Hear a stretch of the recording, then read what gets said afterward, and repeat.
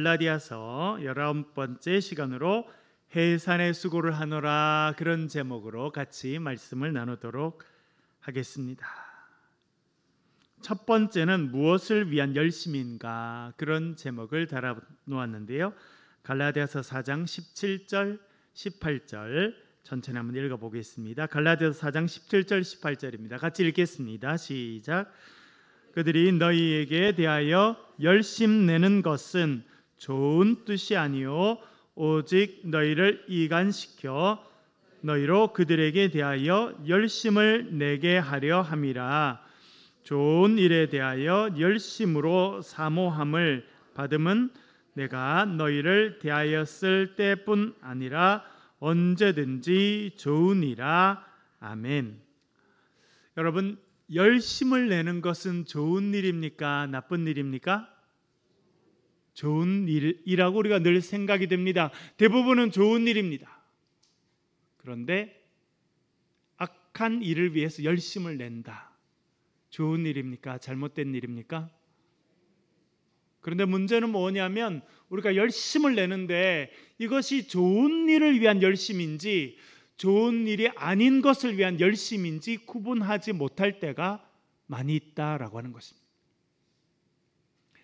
우리가 갈라디아서를 배우고 사도 바울에 대해서 많이 또 배우고 공부하고 알고 있습니다. 여러분, 사도 바울의 삶을, 그의 삶의 특징을 한마디로 표현한다면 여러분 어떤 단어로 표현할 수 있을까요? 쉬운 일 아닙니다.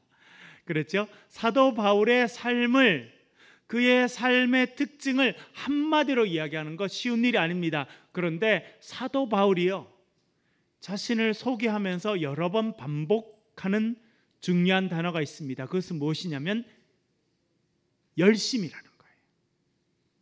열심. 사도 바울은 자기는 어떤 사람이냐? 열심을 내는 사람이라는 겁니다. 공부할 때도 열심이고요, 일을 할 때도 열심이었습니다. 그가 빌립보서에서 구체적으로 이야기하는 것처럼 그는 율법의 열심이었습니다. 지난번에도 말씀드린 것처럼 그는 길리기아 다소라고 하는 지역에서 태어나서 성장하였습니다. 그가 13살 되들 때 부모님은 그를 예루살렘으로 데리고 온 것 같습니다. 바르 미츠바라고 하는 성년식을 그곳에서 거행합니다. 여러분, 제가 처음 이스라엘 갔을 때, 대학 다닐 때 처음에 장신대 교수님과 친구들과 함께 이스라엘에 갔는데 참 인상적인 장면을 보게 됩니다. 예루살렘에 가면 통곡의 벽이라고 하는 큰 벽이 있습니다. 여러분, 이스라엘 하면 이제 큰 벽 앞에서 사람들이 이렇게 막 모여서 기도하고 하는 모습을 자주 보셨을 텐데 그 벽을 통곡의 벽이라고 합니다. 혹은 서쪽의 벽, 솔로몬이 만들었던 그 성전의 서쪽을 향하고 있는 벽이기도 합니다. 그리고 왜 통곡의 벽이냐? 그 아름다웠던 성전은요, 지금은 완전히 다 무너지고 없습니다. 하나님의 백성으로 선택받았지만 하나님 온전히 섬기지 못하게 되자 하나님께서 이방 백성들을 사용하셔서 그 성전을 다 무너지게 만드셨습니다. 그리고 지금의 남아있는 통곡의 벽은 그때 쌓았던 것의 땅 밑에 있던 부분입니다. 그것을 발굴하고 사람들이 그 벽에 가서 손을 대고 눈물을 흘리며 기도합니다. 도대체 우리가 어떻게 이렇게 되었느냐? 그렇게 하는 중요한 곳입니다.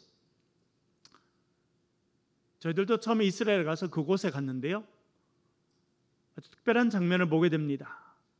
어떤 남자애가 있고 부모님들이 옆에 서 있고 랍비, 우리 이제 말하는 목사님인데요, 유대교의 랍비가 이야기를 하고, 또 나중에 보니까 이 남자애가 큰 통 같은 걸 들고 가더라고요. 뭘 하는 거냐고 우리가 물어봤습니다. 그랬더니 성년식을 한다는 겁니다. 남자애는 13살, 여자애는 12살이면 성년식을 하게 됩니다. 바르 미츠바라고 부릅니다. 저희들이 처음 그 장면을 보고 되게 관심이 많이 생겨서 우리 또 가이드 하시는 그 목사님을 통해서 자세히 좀 물어봤는데, 충격적인 거는 그 아이가 미국에서 왔다는 거예요. 유대인이긴 유대인인데 미국에서 4대째 살고 있는 유대인의 자식이라는 거예요. 뭘 이야기합니까? 그 부모님들도 미국에 살고 있어요. 그 부모님의 부모님들도 미국에서 살고 있습니다. 그런데 이 아이가 13살이 되자 이 아이를 어디 데리고 왔냐면 이스라엘로 데리고 온 거예요. 그리고 그 랍비에게 축복을 받고, 우리가 지금 미국 땅에 살고 있지만 우리는 유태인이고 너는 유태인의 후손이고, 그것을 알려주는 거예요. 참 무섭다는 생각도 들고 대단하다는 생각이 많이 들었습니다. 여기 있는 우리 지우 학생도 지금 미국에서 이제 공부를 하고 있는데, 제가 미국의 여러 학교에서 3개 학교에서 공부할 기회가 있었습니다. 깜짝 놀란 거는 이 유태인들이 미국의 정신적인 세계를 지배하고 있다는 거예요. 학문적으로 가장 뛰어난 학교, 제가 여러 번 말씀드립니다만 가면요, 한국인 연구소는 대부분 다 없습니다. 한국을 연구하는 연구소가 있는 학교가요, 미국의 메이저 대학에 거의 없다니까요. UCLA 정도 있습니다. 다른 학교는 못 봤습니다. 있긴 있겠죠. 제가 다 찾아본 건 아니니까요. 그러나 여러분들이 소문들어 알고 있는 어느 대학 말하면 그 대학에 반드시 유태인 연구소가 있습니다. 왜요? 학자들에게 돈을 내고 교수들을 키워서 유대인들에 대해서 공부하게 하고 유대인들을 알려주고, 그래서 그 유대인들을 또 거기서 좋은 사람들을 길러내고 또 정치적인 영향력, 사회적 영향력을 키워가는 그런 일들을 하고 있다는 거예요. 그런 일들이 어떻게 가능하냐? 3대, 4대째 미국에 살고 있지만 그 아이가 13살이 되었을 때는 예루살렘으로 데리고 와서 랍비에게 축복을 받게 하고 유대인인 것을 가르쳐 주는 모습에서 저는 그 이유 중에 하나를 발견하게 되었습니다. 사울, 어릴 때 사울이라고 불렸죠. 그 사울도 13살이 되었을 때는 아버지가 예루살렘으로 데려와서 예루살렘에서 성년식을 했던 것 같습니다. 그리고는 그 당시 가장 유명하고 중요한 스승이었던 가말리엘 밑에서 율법에 대해서 배웁니다. 그런데요, 이 사울, 나중에 바울로 불려지는 이 바울의 특징은 뭐냐면 열심히 해요. 대충 하지 않습니다. 그래서 그가 율법의 의로는 흠이 없는 자가 되었다라고 스스로 그렇게 말해주고 있습니다. 그는 아주 열심히 있는 사람이었습니다. 그런데 여러분 잘 아시다시피 그 열심히 방향이 제대로 잡히지 않으니까 이 엘리트 청년, 적어도 3개국어 4개국어를 자연스럽게 이야기하고 헬라 철학과 문학에 익숙하고, 그리고 이제 유대교의 정신적인 문학까지 잘 배운 이 청년은 어떤 일을 하게 되었냐면 사람을 죽이는 일을 하게 되었습니다. 스데반을 돌로 쳐 죽이는 일에 가장 앞서서 하게 되었고, 예수 믿는 사람들을 붙잡아서 감옥에 집어넣고 그들을 핍박하는 일에 헌신하는 그런 사람이 되었다라고 하는 것을 여러 번 말씀드렸습니다. 왜 그렇습니까? 그가 이제 예수 그리스도의 복음을 알지 못하고 율법 가운데 살고 율법적인 생각을 갖고 율법적인 사고관을 갖고 있으니까 사람을 살리는 일이 아니라 사람을 죽이고 파괴하는 일에 쓰임받는 인생이 되었다라고 하는 것을 성경은 우리들에게 말씀해주고 있습니다.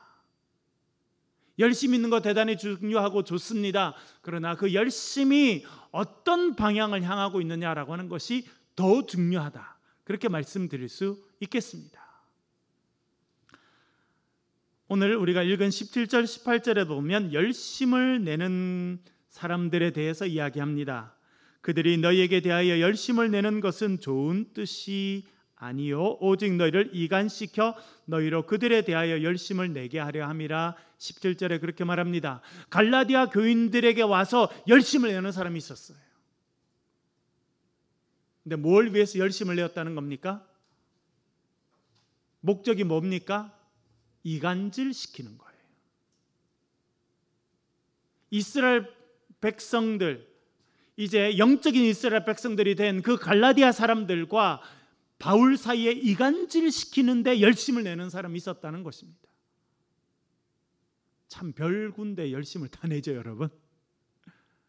여러분들은 어디에 열심을 내십니까? 여러분들이 뭔가 애써서 수고하고 열심히 하는 것은 무엇을 위한 것입니까? 잘 생각하셔야 돼요, 여러분. 우리가 열심을 내서 뭔가 하고 있는데 그것이 방향이 잘못 잡히면 안 하니만 못할 수도 있습니다. 이런 예를 늘 들잖아요, 여러분. 우리가 대구에 살고 있는데 서울로 가야 됩니다. 그래서 쭉 고속도로를 빠져나갔는데 한참 달리다 보니까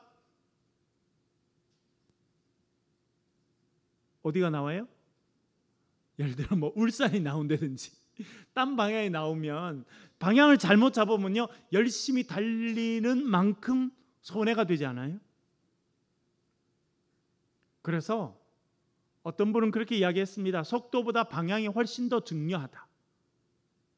방향이 잘못되면요, 열심을 안 내는 게 더 도와주는 거예요.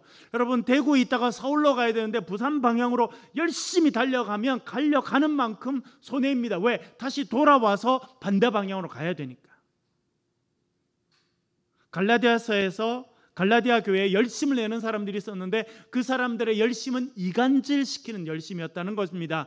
갈라디아 교인들과 바울 사이를 멀리 떨어지게 하는 이간질시키는 열심이었고, 결국은 자기의 백성, 자기 편이 되는 것을 위해서 열심을 내었다, 그렇게 말해주고 있습니다. 여기서 참 사도 바울이 쓰고 있는 또 번역된 단어 중에 하나가 이간질시키는 건데요. 여러분, 이간질시키는 것은 어떤 걸 말하는 겁니까? 어떻게 하는 거예요? 이 사람과 이 사람이 갈라놓는 거죠. 사이가 멀어지게 하는 것이요. 저는 이간질시킨다는 단어를 들을 때마다 어릴 때 저희 어머니께서 자주 하셨던 말씀이 생각납니다. 겨울이 됐는데요, 제가 그때 고등학생인가 뭐 그랬는데, 여러분 뭐 중고등학교 때는 몸이 좀 뜨겁잖아요, 사실은. 그랬는데 이제 부모님은 야, 감기 들리면 어떻게 하냐, 내복 입어라. 그런데 저는 내복 안 입겠다고 그렇게 이야기를 했거든요. 내복 안 입고 그냥 가겠습니다. 그러면 저희 어머님 꼭 한마디 하셨어요. 멋쟁이 얼어 죽는다. 체면쟁이 골아 죽는다. 이간쟁이는 맞아 죽는다. 저희 어머님이 반복적으로 말씀하셔서 귀에 남아있어요. 너 그렇게 못 부린다고 그 내복 안 입고 그러면 얼어 죽는다는 거예요. 그리고 체면 차리고 배고픈데 그럼 밥 좀 달라 그러지, 체면 차리고 밥 주면 먹고 안 주면 안 먹습니다. 그러면 굶어 죽는다는 거예요. 그리고 이간질하는 놈은 결국은 맞아 죽는다는 거야, 양쪽에서. 뭐 어른들이 아마 그런 이야기를 하셨기 때문에 어머니께서 들으시고 저에게 하셨다, 이렇게 생각이 되는데, 이간질시키는데 열심이면 안 됩니다. 여러분, 부정적인 일을 하는데 열심을 내면 안 됩니다. 그런데 안타까운 것은 그런데 열심을 내는 사람들이 너무 많이 있다는 거예요. 교회 안에도. 자기가 하는 일을 객관적으로, 영적으로 판단하지 못해요. 무조건 열심히 하면 되는 줄 알아요. 열심히 해요. 사망으로 달려가는 일이에요. 그래서 여러분, 우리가 또 계속 하나님 말씀을 보고 이제 시편을 보고 잠언을 보고 전도서를 보고 할 때 지혜에 대해서 말합니다. 필요한 것이 성령의 지혜라는 거예요. 열심을 내는 게 중요한 것이 아니라 방향을 바로잡는 일이 중요하고 선한 생명을 살리는 일에 열심을 내는 것이 중요하다라고 하는 것을 말해주고 있습니다. 18절에 이렇게 말하죠. 좋은 일에 대하여 열심으로 사모함을 받으면 내가 너희를 대하였을 때뿐 아니라 언제든지 좋으니라. 사도 바울이 말합니다. 열심을 내는 것 중에 좋은 일을 위해서 열심을 내는 것은요, 언제든지 좋은 일이다, 그렇게 말해주고 있습니다. 그래서 여러분, 우리가 매일 아침을 시작할 때 해야 될 기도가 있습니다. 하나님, 제가 오늘도 생명을 살리는 일에, 선한 일에 열심을 내는 주의 백성이 되게 도와주십시오라고 기도하실 수 있기를 간절히 바랍니다. 우리 자녀들 위해도 마찬가지예요, 여러분. 우리 자녀들이 하나님 그저 좋은 대학 가고 좋은 직장 가고 좋은데 돈 많이 받는데, 여러분, 그것이 우리 자녀들을 사망의 골짜기로 데려가는 길이 될 수도 있습니다. 그래서 우리 아이들이 좋은 사람을 만나고 좋은 직장에 들어가고, 좋은 직장은요 유명한 직장이나 돈 많이 받는 직장이 아닐 가능성도 많습니다.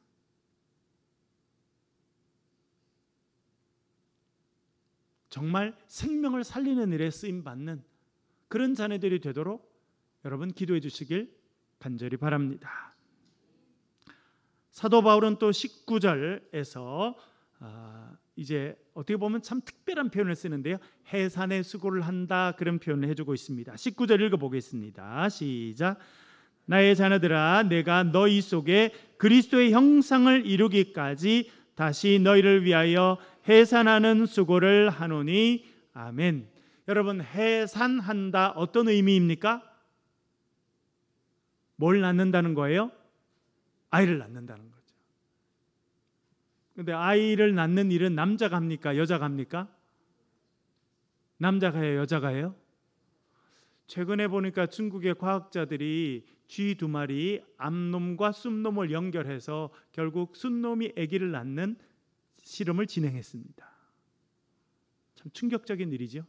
여러분, 자연과학이 발전하는 건 너무나 좋은 일이지만 여러분, 우리가 상상하지 못하는 충격적인 일들이 앞으로도 일어날 가능성이 너무 많아요.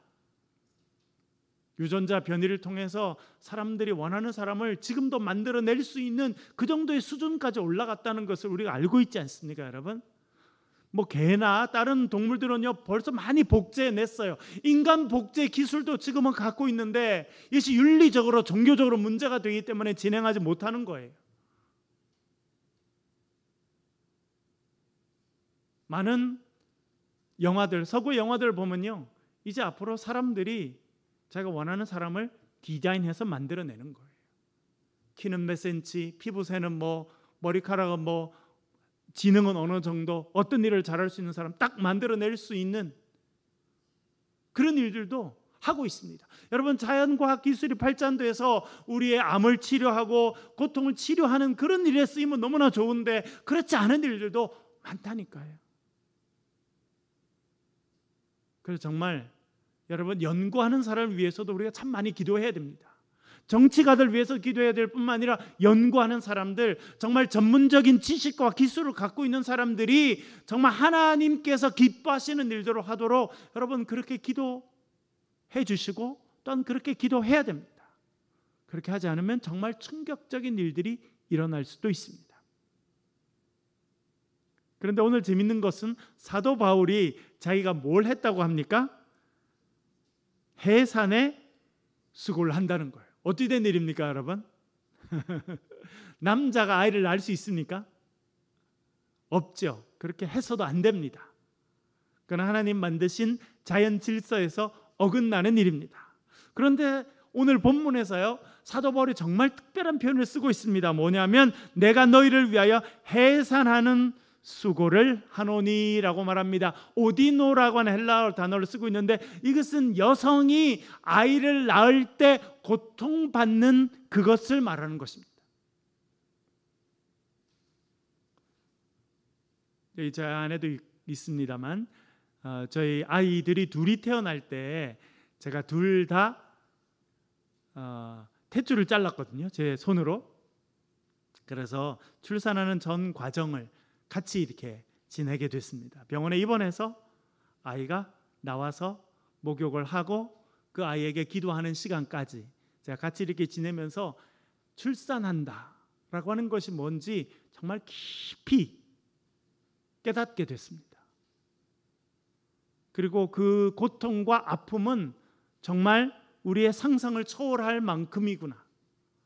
여러분, 지난번에도 말씀드린 것처럼 전 세계적으로 1년에 약 80만 명 정도의 산모는 출산 전후에 죽습니다. 출산 중에 혹은 출산 직후에 죽음을 당합니다. 그 정도로 출산하는 것은 고통스러운 일이고 위험한 일입니다. 그런데 오늘 본문에서 너희를 위하여 해산하는 수고를 한다, 그렇게 말해주고 있습니다. 어떤 의미입니까? 사도 바울이 왜 이 일을 쓰고 있습니까? 전체적으로 읽어보면 이렇습니다. 다시 읽어볼게요. 나의 자녀들아, 너희 속에 그리스도의 형상을 이루기까지 다시 너희를 위하여 해산하는 수고를 하노니라고 말해주고 있습니다. 사도 바울이 말하는 것은 남자인 자기가 아이를 낳는다라고 하는 말이 아닙니다. 그가 하는 해산의 수고, 그것은 목회를 하며 사람들을 그리스도의 사람으로 세워가는 그 노력과 그 아픔과 그 일로 인해서 생겨나는 고통을 이야기하면서 해산의 수고라 그렇게 말해주고 있습니다. 고린도전서 4장에 가면요, 4장 14절 15절에 가면 그가 이렇게 말합니다. 내가 복음으로 너희를 낳았다 라고 말합니다. 사도 바울이요, 고린도 교회를 향해서도 내가 너희를 낳았다, 복음 안에서. 그러니까 내가 직접 당신들을 몸으로 낳은 것이 아니라 복음으로 낳았다는 것입니다. 여러분, 복음으로 사람을 낳았다, 어떤 의미입니까? 해산의 수고를 통해서 그들이 예수 그리스도의 사람이 되게 만들었다는 것이고, 해산하는 수고와 그 고통과 엄마가 자녀를 낳고 젖을 먹이고 키우는 그 수고를 감당해서 하나님의 사람이 되게 했다라고 하는 의미라고 하는 것을 알게 됩니다. 오늘 본문에서 그래서 이렇게 말합니다. 너희 속에 그리스도의 형상을 이루기까지 다시 너희를 위하여 해산하는 수고를 하노니. 여러분, 이제 재밌는 것은 무엇이냐면 다시라고 이야기합니다. 다시 해산하는 수고를 하겠다는 것입니다. 그러니까 이전에 이미 해산하는 수고를 했다는 겁니까? 안 했다는 겁니까? 이미 해산하는 수고를 했다는 거예요. 그런데 지금 다시 해야겠다는 겁니다. 사도 바울이 갈라디아에 복음을 전했습니다. 이 사람들이 예수 그리스도의 복음을 들었어요. 예수 그리스도의 사람이 되었습니다. 그리고 아마 세례도 받은 것 같습니다. 예수 그리스도 이름으로 세례를 받았어요. 그래서 하나님의 자녀로, 예수 그리스도의 제자로 그들이 태어나게 됩니다. 우리 교회가 가지고 있는 말씀, 고린도서 5장 17절에 보면 누구든지 그리스도 안에 있으면 새로운 피조물이라 라고 말할 때, 그리스도 안에서 새로운 피조물이 된다고 하는 것은 그리스도 안에서 새롭게 태어난다는 겁니다. 옛 자아는 죽고 우리가 그리스도 안에서 새로운 사람, 새로운 인생이 된다라고 하는 것을 의미하는 것입니다. 다시 말해서 사도 바울이 복음을 전하고 교회를 개척해서 세우고 그들을 말씀으로 양육함을 통해서 그들이 하나님의 자녀로 태어나는 일들을 감당했다는 거예요. 해산의 수고를 미리 감당했다는 것입니다. 그런데 그 일이 헛수고처럼 바뀌게 됩니다. 예루살렘에서 어떤 사람들이 와서 말합니다. 예수의 복음으로 충분하지 않다. 너희들이 할례 받아야 되고 율법을 지켜야 된다라고 하는 말을 전합니다. 사람들이 그게 열심히, 지난주에 말씀드린 것처럼 그것을 통해서 사람들이 이간질합니다. 야, 예수만으로 충분하지 않아. 사도 바울 잘못된 것을 전한 거야. 너희들이 사도 바울을 통해서 예수를 믿게 되고 그리스도인이 되었지만 사도 바울이 잘못 전했어. 그러니 이제부터 할례 받고 율법을 지키고 온전한 그리스도인들이 되라 라고 가르치는 사람들이 있었다는 것입니다. 열심으로 가르쳤다는 거예요. 17절 18절에 말하는 열심은 그들의 열심입니다. 여러분, 참 답답한 것은요, 잘못된 것을 하는 사람일수록 더 열심을 낸다는 거예요. 신천지 얼마나 열심입니까? 여러분, 신천지에 있는 자녀들, 신천지에 빠진 자녀들도 제가 만나게 됐고 그 부모도 만나서 상담을 한 적이 있습니다. 아이들은요, 목숨을 걸어요. 그 일에, 부모를 속이는 일에 목숨을 걸고 부모를 고발하는 일에도 목숨을 걸고 합니다. 부모가 적이에요. 나를 이만희로부터 데리고 나오려고 하는 사람은 다 적이에요. 그 사람이 부모라도 상관이 없습니다. 대학을 다니는데요, 신천지에 빠지면 학교 공부도 다 그만둡니다. 왜요? 이게 더 중요하다고 생각하니까. 어떻게 그렇게 열심을 심는지. 잘못된 일에 참 열심히, 선한 일에 열심을 내야 되는데 잘못된 일에 열심을 냅니다. 어떻게 보면 그것이 사탄이 하는 일이 아닌가 생각됩니다. 사탄은요, 죽음의 일을 하는 사람을 붙잡고 그 죽음의 일을 목숨을 걸고 하도록 합니다. 그렇게 목숨을 걸고 죽음의 일을 하면 결국은 죽음에 이르게 돼 있어요. 갈라디아에 그런 일이 있었다는 것입니다. 이간질하는 일에 열심을 내는 사람, 예수 복음으로 충분하지 않다, 너희들이 할례 받고 너희들이 복음을 지켜야 결국 하나님의 온전한 백성 아브라함의 자녀가 된다라고 말하고 그 일을 하는 사람이 너무 열심히 했다는 겁니다. 열심의 결과는 뭐였느냐? 이제 온전한 하나님의 백성이 되었던 그들이 다시 이전 상태로 돌아갑니다. 복음 안에서 하나님의 자녀로 거듭나고 다시 태어났던 갈라디아 사람들이 이전 상태로 돌아가게 됩니다. 예수님 안에서 하나님의 자녀로 태어나는 그 일 이전으로 돌아갑니다. 그래서 사도 바울이 오늘 본문에서 말하는 것입니다. 너희 안에 그리스도의 형상이 이루어질 때까지 내가 다시 해산의 수고를 감당해야겠다 말해주고 있는 것입니다. 여러분, 사도 바울이 쓰는 표현 가운데 여성적인 이미지가 있습니다. 오늘 본문에도 해산한다는 거죠. 대표적인 여성적인 이미지인데 그것만 뿐만 아니라 또 이런 표현도 있습니다. 데살로니가 전서 2장 7절 한번 읽어보겠습니다. 데살로니가 전서 2장 7절인데요. 같이 읽어보겠습니다. 시작. 우리는 그리스도의 사도로서 마땅히 권위를 주장할 수 있으나 도리어 너희 가운데서 유순한 자가 되어 유모가 자기 자녀를 기름과 같이 하였으니 아멘. 여기 어떤 표현이 나옵니까? 젖을 먹이는 사람이 나오는데 그 사람 뭐라 그럽니까? 유모죠, 유모.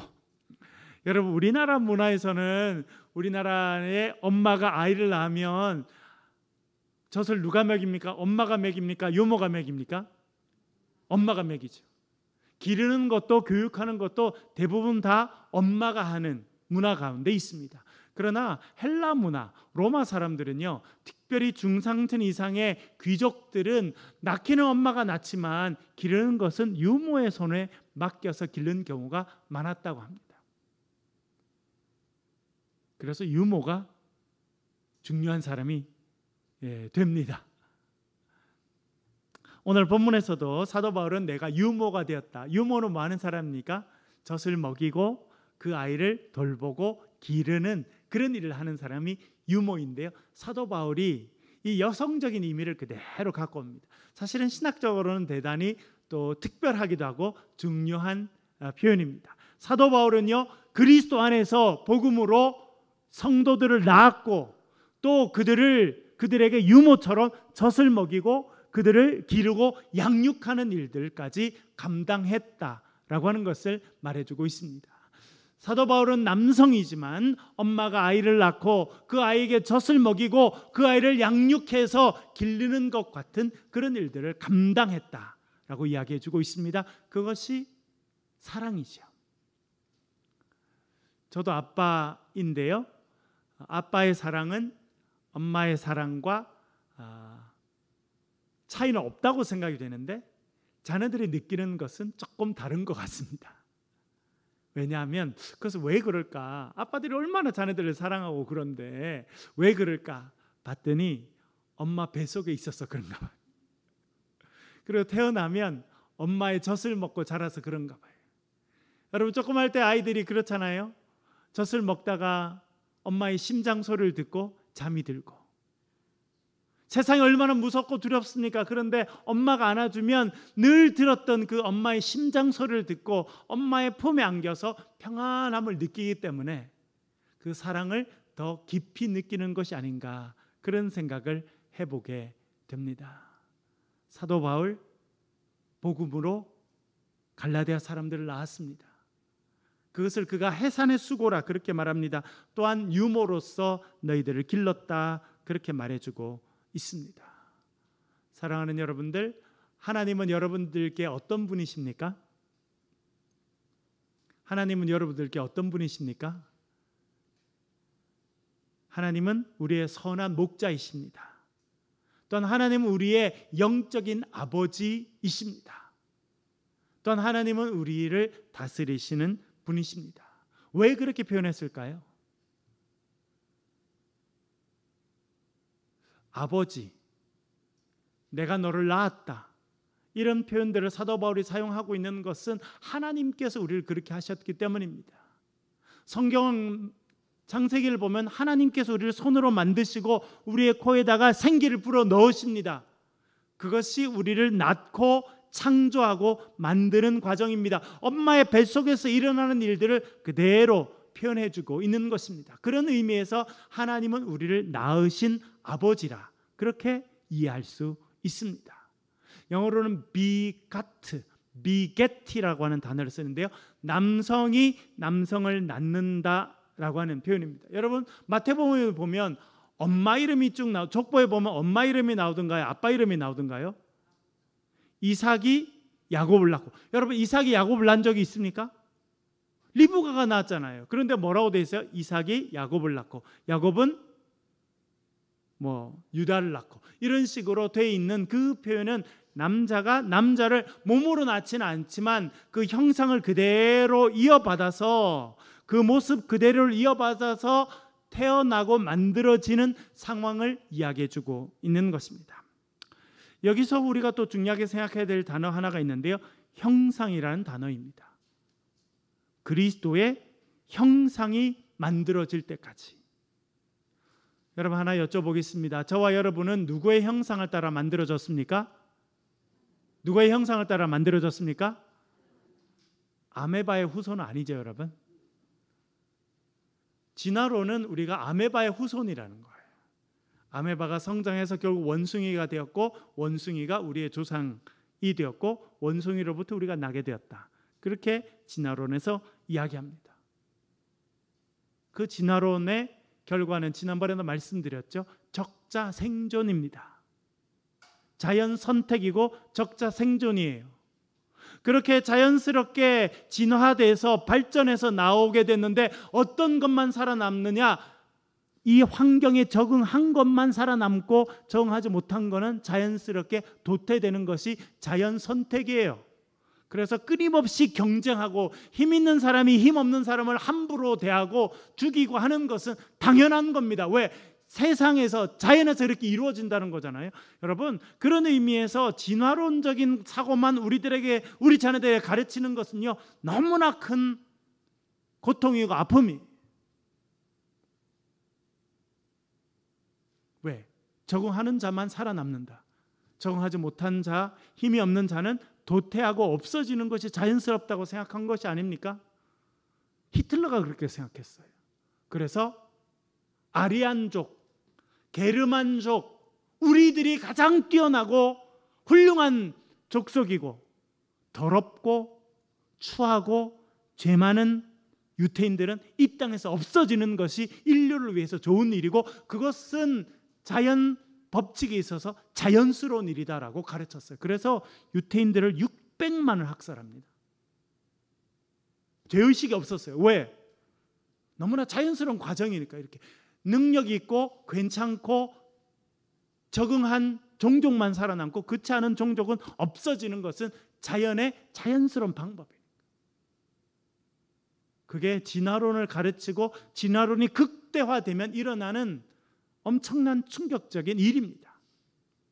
그러나 성경은 뭐라 말씀하십니까? 우리가 누구의 형상을 따라 만들어졌다는 겁니까? 하나님의 형상.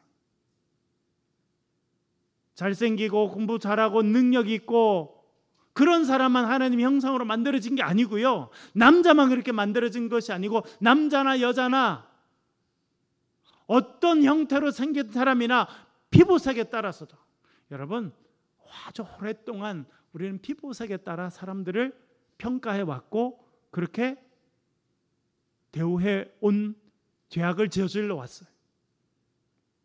저는 그런 경험하지 못했지만 제가 미국에 가보니까 그런 게 60년대까지 있었다고 하더라고요. 개하고 유색인종은 식당에 못 들어온다. 식당을 밥 먹는 데인데 개도 못 들어오고 백인 외에 딴 인종들은 못 들어온다. 그런 것들이 그냥 많이 돼 있었대요. 어떤 분을 만났는데 자기는 그 미국 친구랑 같이 식당 갔는데 미국 친구만 들어가고 자기는 못 들어갔다는 거예요. 왜? 못 들어갑니까? 유색인종 백인 아닌 사람 못 들어오니까. 뭐 그 미국뿐만 아니라 전 세계에 얼마나 많이 있었습니까?